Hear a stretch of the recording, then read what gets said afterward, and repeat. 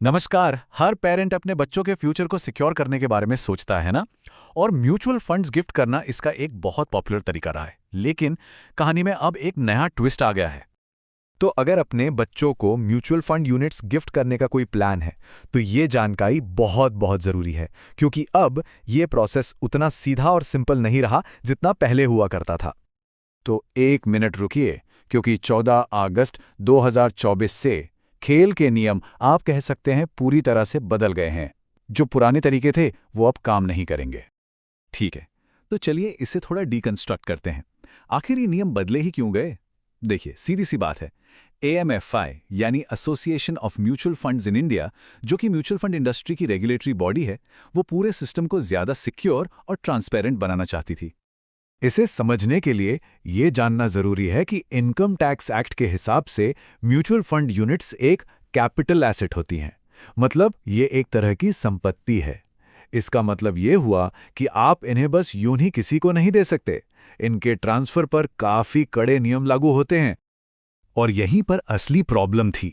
जो पुराना तरीका था, यानी स्टेटमेंट ऑफ अकाउंट या सोए फॉर्म के जरिए ट्रांसफर करने का, वो बहुत आसान था।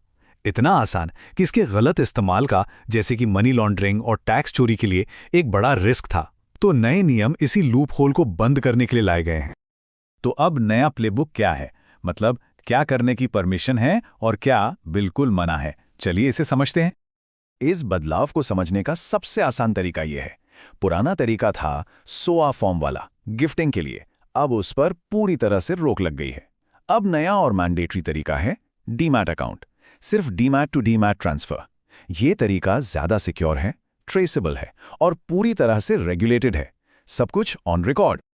तो क्या सोआ ट्रांसफर अब पूरी तरह से बंद हो गया है? नहीं, ऐसा नहीं है, लेकिन इसका इस्तेमाल अब बहुत लिमिटेड कर दिया गया है।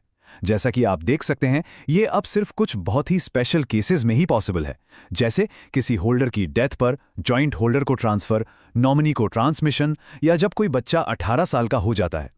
लेकिन नॉर्मल गिफ्टिंग के लिए ये रास्ता अब बंद है। तो ये नया डीमैट वाला तरीका असल में काम कैसे करता है? चलिए इन स्टेप्स को देखते हैं। सबसे पहले, अगर आपकी यूनिट्स SOA फॉर्म में है तो उन्हें डीमैट में कन्वर्ट कराना होगा। इसके बाद आपको एक डिलीवरी इंस्ट्रक्शन स्लिप यानी DIS भरनी होगी। इसमें बस अपने बच्चे की डीमैट अकाउंट की डिटेल्स दीजिए और ट्रांसफर पूरा हो जाएगा। सिंपल। हाँ, ये ध्यान रखना जरूरी है कि इस प्रोसेस में कुछ कॉस्ट भी शामिल हैं।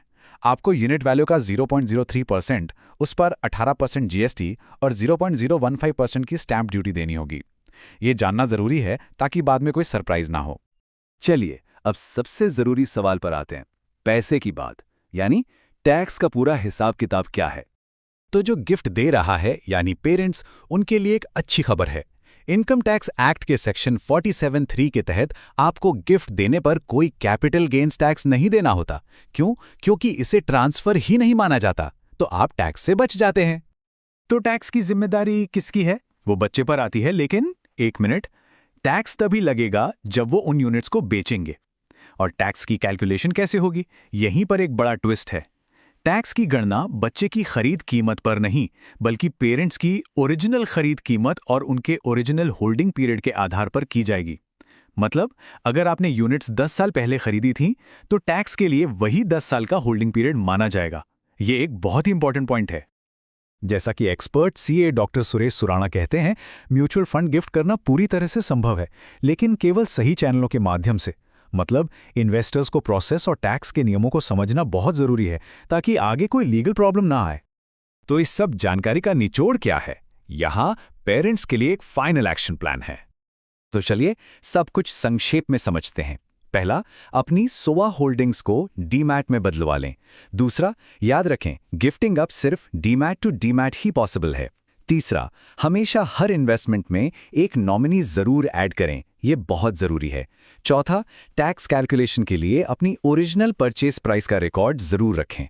और आखिर में, जब भी कोई कंफ्यूजन हो तो एक फाइनेंशियल एडवाइजर से सलाह लेने में बिल्कुल संकोच न करें। और अंत में एक सवाल सोचने के लिए, ये जो सख्त नियम है, क्या ये परिवार की संपत्ति की सुरक्षा के लिए एक जरूरी कदम है, या बस और ज्यादा पेपर वर्क बढ़ाने का तरीका? इसके बारे में जरूर सोचिएगा।